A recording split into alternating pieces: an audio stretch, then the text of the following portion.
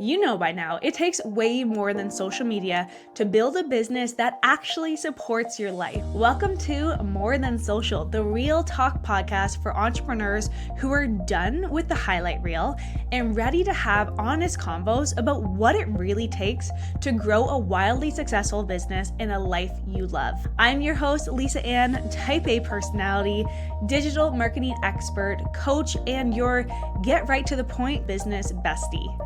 Around here, we talk about the messy middle, the mindset shifts, the wins, and even the WTF moments behind the scenes of entrepreneurship. Because let's be real, this journey, it's more about content calendars and chasing video views on social media. It's about the motivation to keep you going, owning your success, staying resilient through all the chaos, and evolving into that next version of yourself. So if you are here to grow with more clarity, more courage, and have a little bit less BS in your life, you're in the right place. Let's dive in. Hey there, friend. Welcome back to another episode of More Than Social. I am so excited for our special guest that we have here today, Mike Kim. I actually had the pleasure of meeting Mike in person, hanging out at the Growth Now Summit. Mike, you amazed me when we were there, but before we dive in and let you say hello, let me just give you a quick little intro of who you are. When I was reading your intro, it said, Mike Kim believes that marketing isn't about closing a sale. And that really hit home to me because as we talk about in the Growth Now Summit, as we always talk about in business in general, it's all about that relationship. And that is such a refreshing approach that you have. And that has really defined your brand. If I could kind of give a little insight as that speaker, that online educator, that brand strategist for personal brands, but also you have your book. You have your podcast, you have all the things, but the really big thing that stood out to me about your bio, you like to scuba dive. I also love to scuba dive. So first question for you, have you been scuba diving? What's the best place? Hawaii was awesome.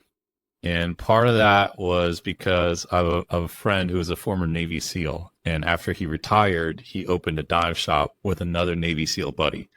So he had certain extra paraphernalia, if you will, that made the diving experience that much better. For example, you can jump out of a chopper into the water, throw your gear down as if, you're in the military or whatnot. I've never served in the military, so that was a lot of fun. And he had these propulsion systems that you could take underwater and just basically squeeze it between your knees, and you pull the lever and it makes the propeller spin faster. We're just shooting through the water. After I think we finished that afternoon, he said, yeah, we're underwater. We traveled about 3.5, 4 miles using that thing. So that's a different type of experience. So that was awesome. But I love Hawaii. I've been diving Florida, Puerto Rico. I've still yet to get to Bali. That's where I hear some of the best diving in the world is, but I love it. Yeah, I've gone to Australia to the Great Barrier Reef, which was amazing. But I actually started off in Mexico, and I thought that was the best experience ever.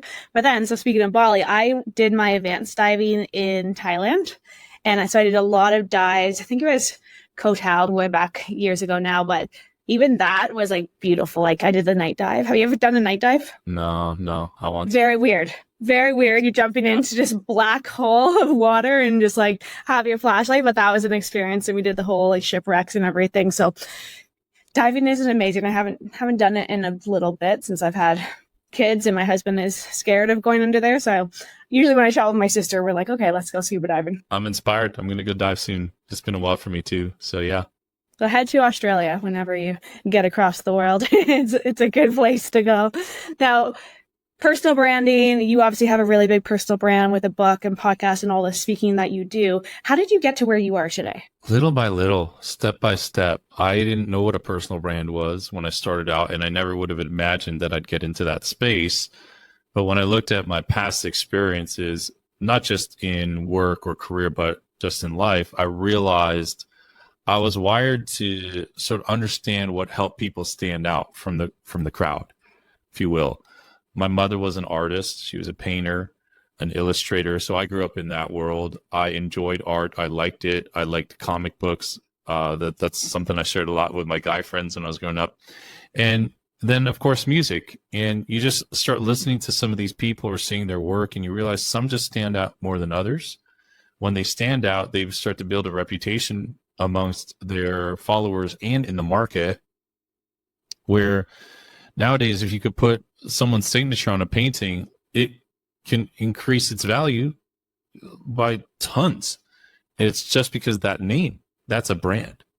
Of course, branding comes from that age-old practice of literally burning an identifying mark onto the hide of an animal.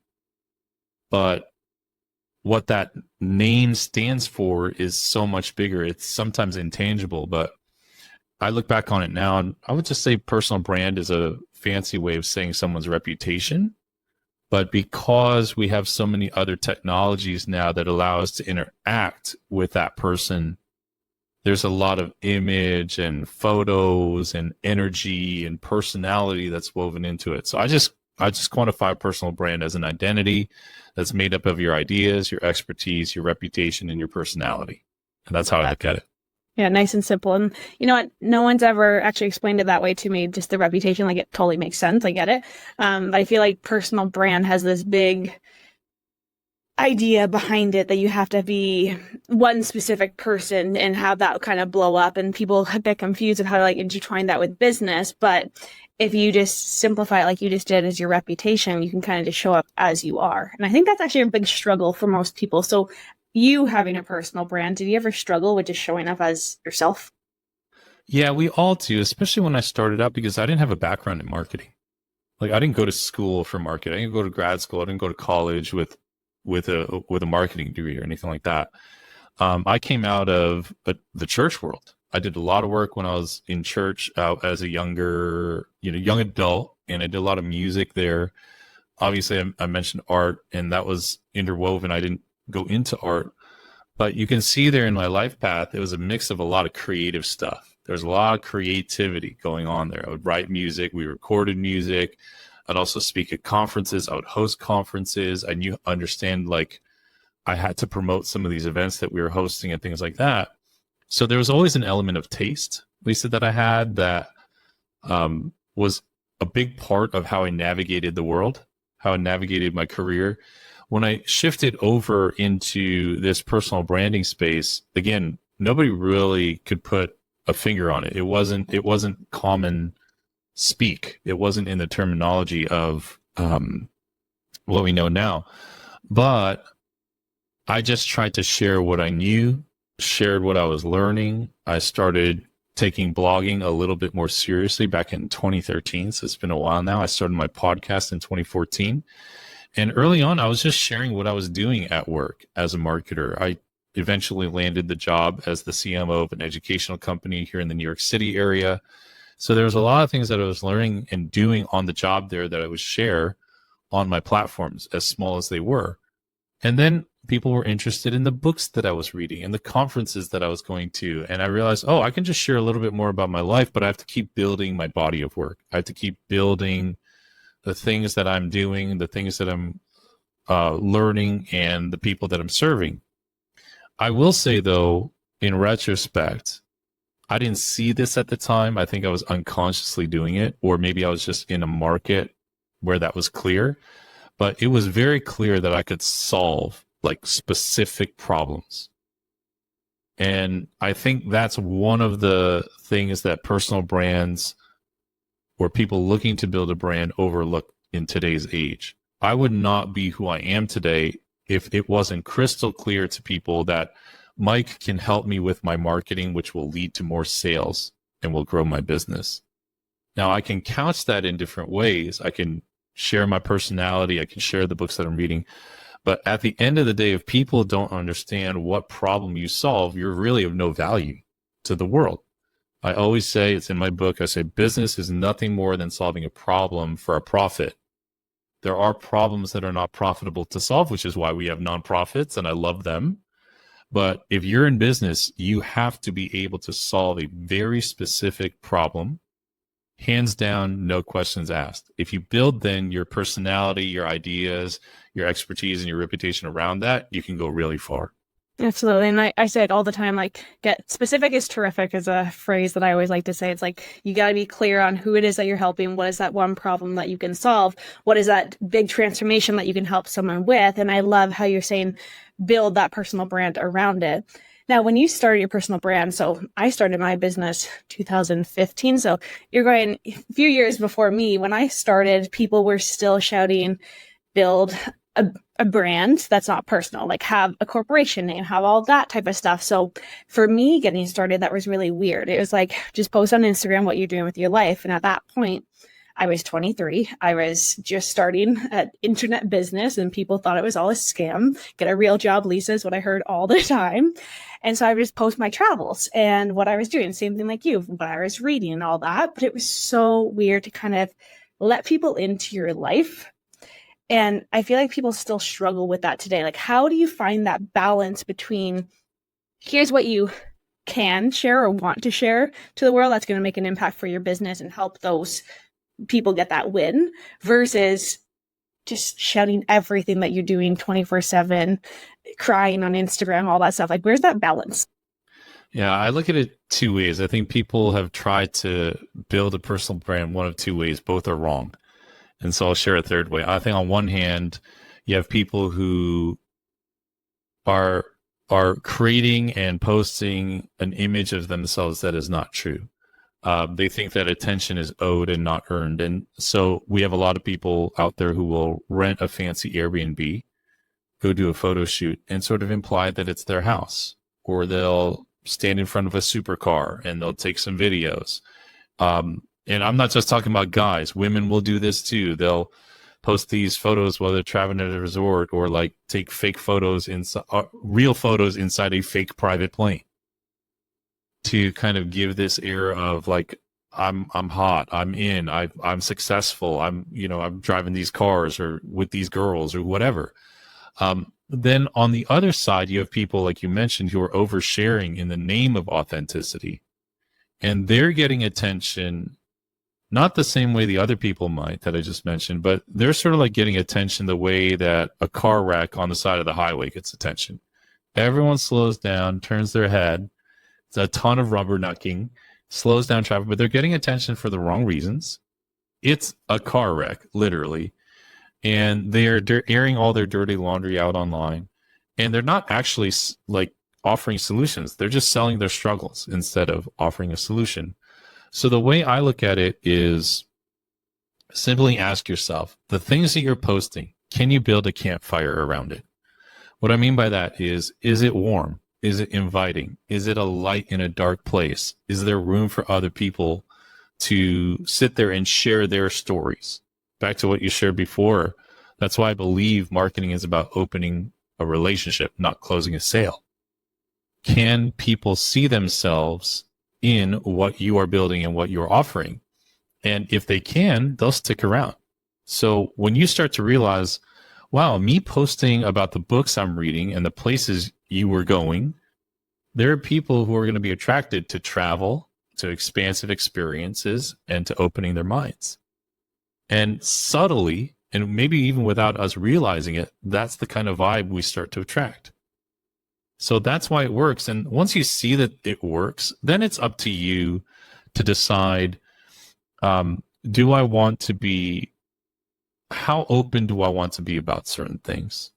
Right? How deep do I want to go in some of the things that I'm sharing? I always prefer to always share from like places, scars and not wounds. If I'm sharing something personal, I want to know that I've done a lot of work around it, sort of resolved. It's not super emotionally charged. I can speak about it from a really, really healthy place. So scars and not wounds. There's a difference between authenticity and transparency. I think authenticity can say, well, I really feel like crap today, and this has been a really rough couple of months. Transparency might be, my spouse did this, and this is awful, and she did this, or he did that, or my dad said this, and that's like, whoa, that's a little bit too much. That might be better to share with your counselor. It's completely up to you. But in a few years, you can share about some of those really hard things because they become wounds that you can share from that have healed. They're scars and not open gaping wounds. That's how I look at it. I love that. I like to say, so if you're sitting on an airplane next to someone, they ask you about your life or your business or whatever, what are you going to share with that stranger? And that's always been like kind of my guidance of, I'm not going to sit there and cry to a total stranger on an airplane, but I'll share the general gist of what's kind of going on in my life or business or whatever the case may be. So that always helped me. Now, when you were starting to build your personal brand, starting your podcast, you were working for another company. So like, did you build your personal brand and not having any business aspect of it yet at that point? Or how did that kind of transition into where you are now? Yeah. So in that scenario, I was still working as the CMO of this company, and I had podcasted probably for about 2 years before I stepped out full time. So my podcast was about marketing. I wasn't teaching people how to grow their business or anything like that because I didn't have one yet.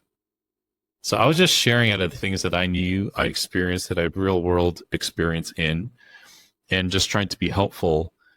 And if you go back to the early episodes of my podcast, around episode 35 or so, you will see, all right, the episodes where I literally made the leap to quit my job. So it's really cool to kind of have it still up there. And I had a show that I started for about 25 episodes weekly, Lisa. So that's about a half a year. And it just bombed. Like, I couldn't get anybody to listen to it.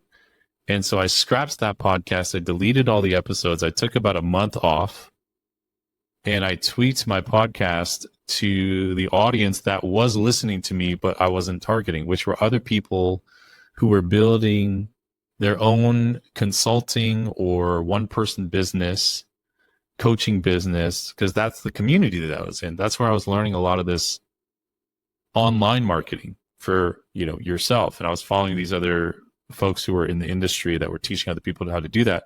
So being in their communities, those were my podcast listeners. My podcast listeners were supposedly small business owners, because that's the kind of company I was working at.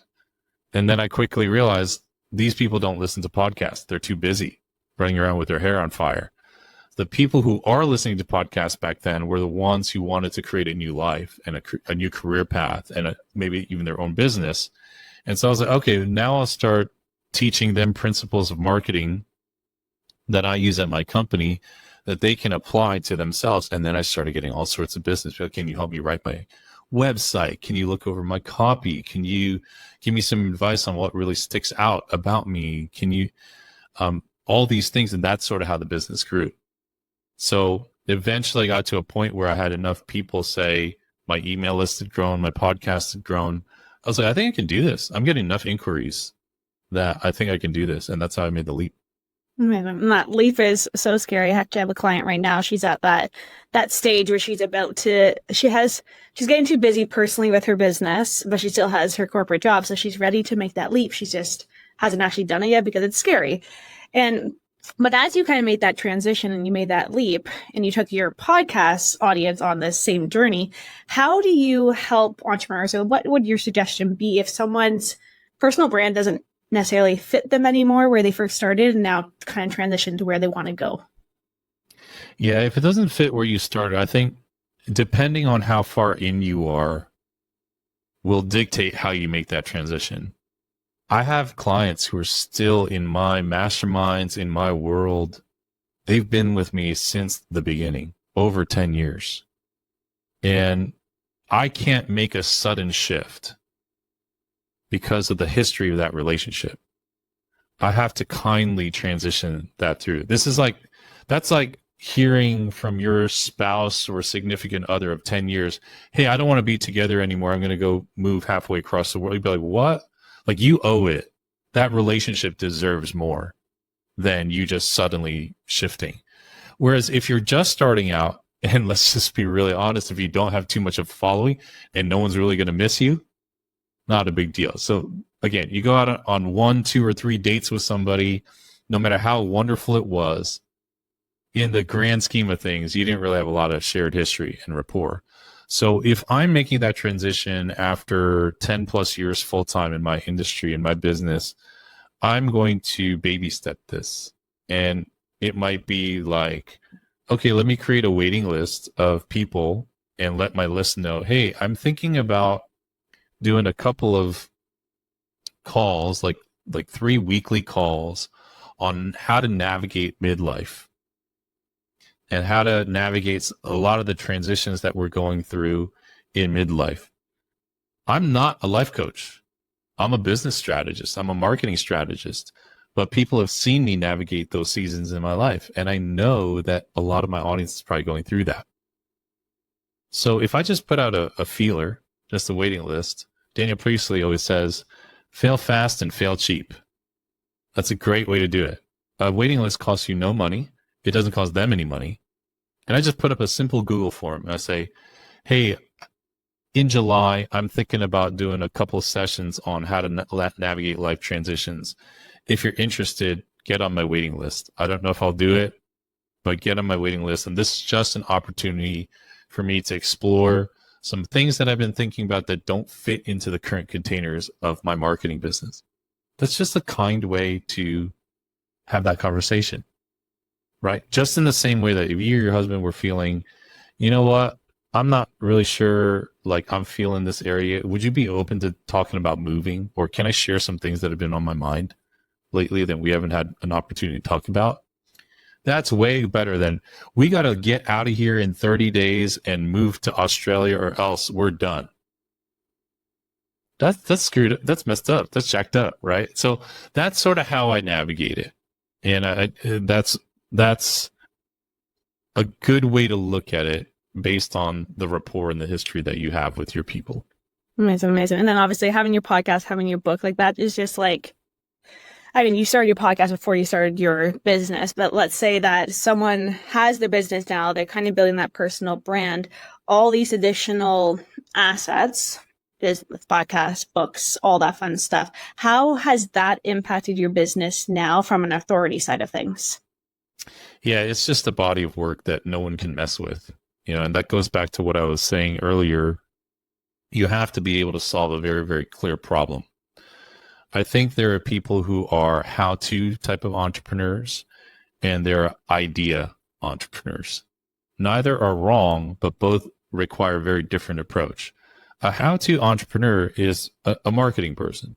Like this is what you and I do. Here's how to get more leads so that you can get more sales. Here's how to set up a sales funnel. Here's how to write copy that's really effective. Here's how to use AI in an ethical but effective way so that you can speed up the process and reduce some of your thinking time. Here's how to do that. How-to people will always have business if they're good at what they're doing and they're solving a clear problem, but that also means there's a lot more competition. An ideapreneur is somebody, I'll just use another marketing example. I would put Seth Godin in this category. I don't think Seth has a marketing agency. And if you watch any of his talks, listen to any of his podcasts, he doesn't really tell you step by step how to do something. He is more a philosopher on marketing. He will share ideas. He is raising awareness in the industry about certain challenges, opportunities, and so forth. An ideapreneur like Seth can make a ton of money, can have an immense impact, and it will take a lot longer. It's a lot longer because he doesn't solve a very, very clear problem. He might be brought into a company to speak at an event or to do a workshop and help the marketing team think differently, but there's not really an A, B, C, all the way to Z formula there that he works through. So those are, it's not a hard and fast rule. I think you can do both. But when I look at how people navigate this, you want to have those things that really anchor your expertise in something. So my books, my podcast, all of that has helped. But my books came quite late in my career. I had already been full-time in my business for 5 or 6 years before I wrote a book. And when I did write it, we did really, really well, which I'm grateful for. But I think people think I've been writing books my whole life. It's only been for about half my career. So, there you go. I did it late. Late, but like some people will take decades in their business before they write a book. So like there's no right or wrong, how fast or slow that you have to write a book. But so you mentioned AI. when it comes to marketing, personal branding, like people can lean into AI ChatGPT and say, hey, create this brand around this person I'm talking to about this problem. So how are you navigating AI to still help your clients really lean into that personal brand? Yeah, so I personally use AI a lot. It reduces a lot of the grunt work. I think about it like an intern who never sleeps and never says no. So maybe I'll, on a very practical level, have a client call, whether it's a coaching call or one of our marketing agency clients, and we're on a Zoom call. We're talking about action items and things that they want to do. And I'll just take the transcript and dump it into AI and say, give me a bullet list of what's going on and give me a list of action items. Rather than me sitting there taking notes the entire time, I can be more present with that person on that call and match their energy and see what's emoting for them. If you've ever read a transcript versus watching the actual broadcast, you know it's completely different. So I'm there with them. It allows me to be more present and more human, to sit there and read their energy and talk with them and feel them out and let the assistant do its work, so that on a practical level, we can execute on this. But I can offer the encouragement, the insight, also the cautions or the pitfalls that I see in a certain scenario, and my client feels better. This is what all coaches, consultants, advisors should be doing with AI. They should be using it to be more present. Yeah. Sorry to totally interrupt. Have you used Fathom? Okay. Yeah, that's like not sponsored whatsoever, but that's like my favorite program because it gives me those action steps and everything. Yeah. Oftentimes I'll take the transcript and or the action items and throw it into GPT because I have something built for that particular client, where I've taken some of their other resources and dumped it in, so that this it's a database. It's a glorified card catalog. You know, if you look back in the day when you go to the library, you pull these files. You know, that's really how I use it. That's a big way of how I use it, to save a lot of the time, the grunt work and things like that. Other areas I'll use it because I'm always writing books. I'm always working on one or two book projects at the same time. I will write something up and throw it into AI and say, evaluate this, proofread it. Is this missing something? Are my transitions bad? Am I assuming too much? So I'll use it along those lines. They're still my stories. They're still my words, but I'm asking for feedback rather than writing in an echo chamber. And sometimes they'll say, this doesn't make sense, or that's redundant. And I'm like, no, that's fine. You're an AI. This needs to be in there. I'm doing it for effect because that's my writing style. So there are a lot of things that I think we can use AI for. If you're going to be lazy and just sign off on everything that it pumps out and put your name on it, that's also branding. It's just like branding that cattle. And ultimately, the decision is up to you. I think the things that are going to help us all stand out in the years to come, because AI is not going anywhere. It is, I mean, it's here. It's cat's out of the bag, and it's the worst it will ever be. Are you the worst you will ever be right now as a coach, as a community builder, as somebody who can build trust and build relationship with people? That's what we should be focusing on, and letting the AI do its work. Absolutely. And so like, what do you feel like is left from a human capacity then, besides just like the guidance, that aspect? Like, is there anything that you're like, I just don't want to trust AI yet? I think taste. I know that might sound a little weird, but you're a marketer, so you get this. A great writer can write something for you or for a client, and there's something intuitive about you. You'll read that and you'll go, no, this just isn't quite right. Or you'll see a design, you'll get 7 different options. You still have to make the call, and none of the 7 are nailing it. But you're like, if we can combine this element from number 1 with that from number 4, with a touch of this part in number 7, that's taste. That's like a chef sampling ingredients. And that's why AI is not going to replace these people who have decades of experience in a certain craft. Yes, I can pump out a web page according to some of the top converting designs that are out there in my industry. But if I have a designer who's been in that space for 20 years, that AI is not going to be able to make sure that this is going to translate well into humans, because we are still the ones who have taste. an analogy I've been using a lot lately is try to describe what a watermelon tastes like to somebody who's never had it. I actually asked that to ChatGPT. It was the worst description ever. I was like, it tastes nothing like this. Oh, it's watery, it's sweet and sugary, it's fleshy. I'm like, that. So, but I put water and sugar on my wrist and eat my wrist. You know, it doesn't. Yeah, it's not the same, right?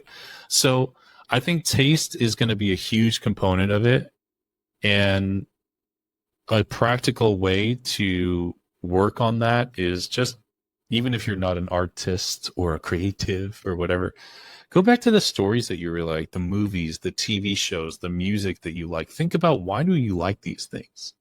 You can even be, here are some of my favorite artists and my favorite songs. Throw it into ChatGPT and like, what commonalities are you seeing here? What are the things about these songs and these artists that you think that I resonate with? Why is it resonating with me? And you're using AI to give you words and feedback and frame it in a different way, and connect these threads in a way that you haven't seen before. And you develop that sense of taste. So that's something that I think really goes underestimated, and it is going to be increasingly important in the years to come. I like that. I'm going to do that exercise, put in the music and the shows and everything I watch and see what it comes up with. I was like, my initial thoughts are like, oof, don't know if I'll like the answer, but it's fine. I'll figure it out. But one exercise that Justin Shank had us do was paint your perfect day through ChatGPT and like put in what all the accomplishments you've had, everything, like what is that perfect day for you? And then it will actually paint a picture from the morning you wake up to the moment you go to bed. And I cried when I read it. And I was like, this is so clear and so precise and exactly what my future perfect day is. And it's like, that even was so powerful, because it's like, it takes all these ideas that you have in your head, but like sometimes you get stuck because you're so in it that you don't know how to say it out loud. Right. Yeah. These are the things that, like, I know a lot of AI people who are using it will, and people like me will say, like, you have to be super creative, just really have your imagination. But that's, I think, our greatest asset as human beings, our imagination, getting the magic back into our lives and really thinking different, like to the point where I can take a photo of the food in my fridge and put it into ChatGPT and be like, what can I make for dinner tonight? Like, that is unconscionable that we can do that. And it's, again, the worst that it's ever going to be. So I think we are all going to navigate this shift, whether we like it or not. It is absolutely in the mainstream. It's on the new iPhones, built in natively. It's everywhere. You open your Gmail account, the stupid Gemini AI is like, can I summarize this for you? And it's a little annoying, but that just means it's here. It's not going anywhere. So you got to embrace it. Yeah, exactly. Embrace it. Don't be scared of it. Use it to your advantage in some way, shape, or form. Now, I usually always start the podcast asking this question. So I have one last question for you. I named the podcast More Than Social. And usually, or in the beginning of the podcast, if you went back to the first few episodes, or really first almost 100 episodes actually, was all about marketing tips. Here's what you should do with your funnels. Here's how to set up your email marketing campaign. And for me, it was because originally, as a digital marketing expert, it's not just about social media, it's the back end, funnels, emails, all that stuff. But then I hit a point, and this was actually last year, that I was like, you know what? More to me is so much more than what I'm talking about now. And I don't want to talk about change your button color to green all the time, or whatever that case may be from a funnel aspect. So when I started to really think about what More Than Social meant to me, it was more than what we actually see online, more than what people talk about being an entrepreneur. There's so many messy things that we go through as an entrepreneur. So when you think of More Than Social, what does that actually mean to you? If it's in the context of social media, I always tell people, posts are posts. You can post whatever you want.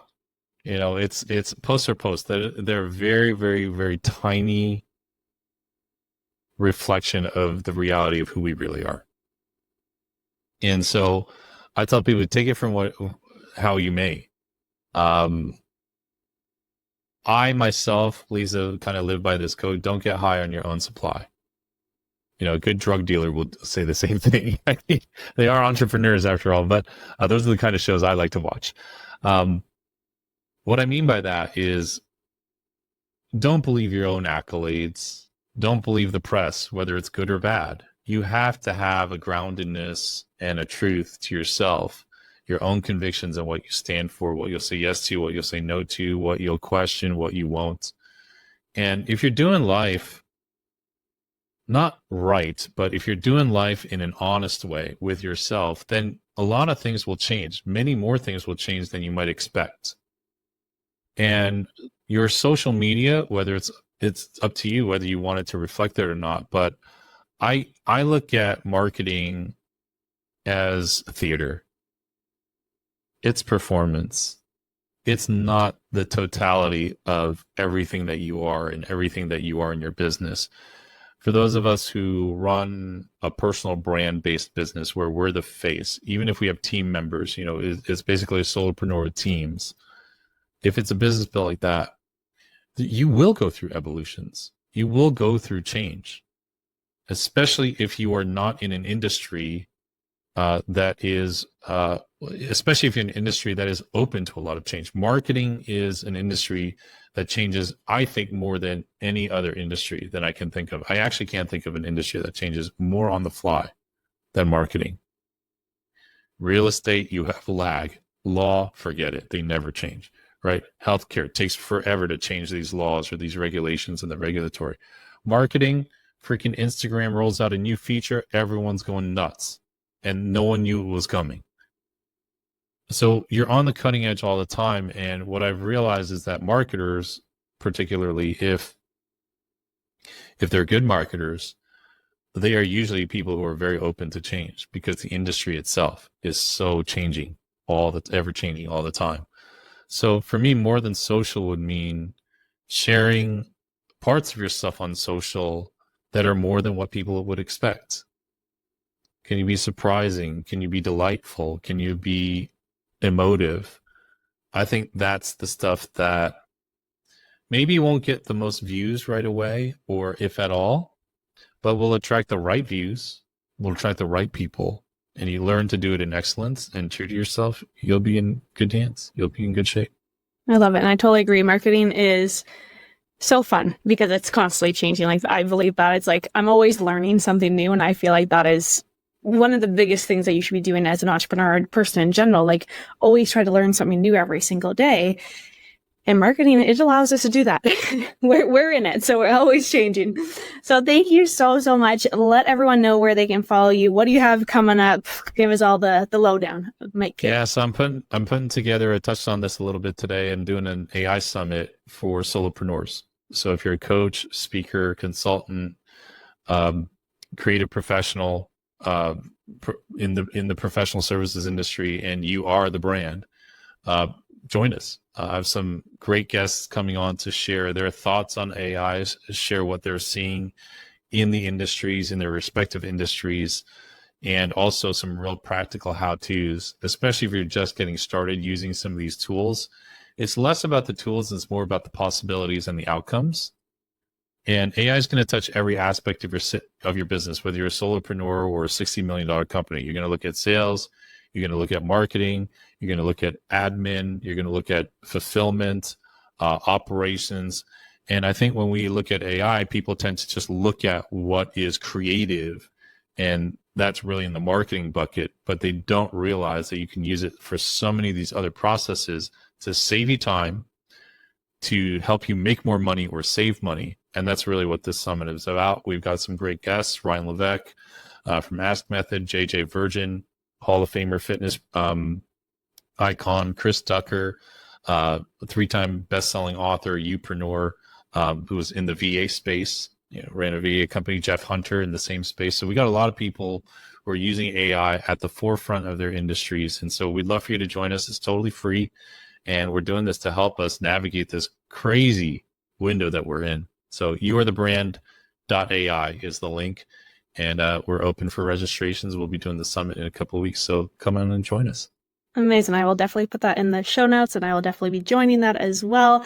Baby's going to be here probably around the same time-ish, so may or may not have a baby on the screen with me. But thank you so much. Your insights, I know we just touched on your insights, but I know we can go even more in depth, but I greatly, greatly appreciate you hanging out with me today, sharing your wisdom. And guys, check out that AI Summit. And Mike, one last thing, where can people follow you? What's the best platform they can follow you on? Instagram is the best, at Mike Kim. I'm also on LinkedIn. Those are the two that I use the most, and I like them the most. Yeah. Amazing. I'm definitely an Instagram person as well. So amazing. Thank you so much. I greatly, greatly appreciate you. It's great to hang out, like I just said, and I will see you at the summit. All right. Thanks for having me. Talk soon. So that's a wrap on today's episode of More Than Social, where we keep it real, keep it honest, and keep growing together. If today hit home, can you do me a favor, please? Screenshot this episode, tag me, share it with the entrepreneurs in your world who need to hear it too. You never know who's waiting for a reminder that they're not alone in this journey. And hey, make sure that you're subscribed so you never miss the moments that pull back the curtain, that push you forward. Now go out there and take messy action. Own your success and remember this. You are not here to play small. You're here to build more. And I am cheering you on every step of the way, my friend. So I will see you next week.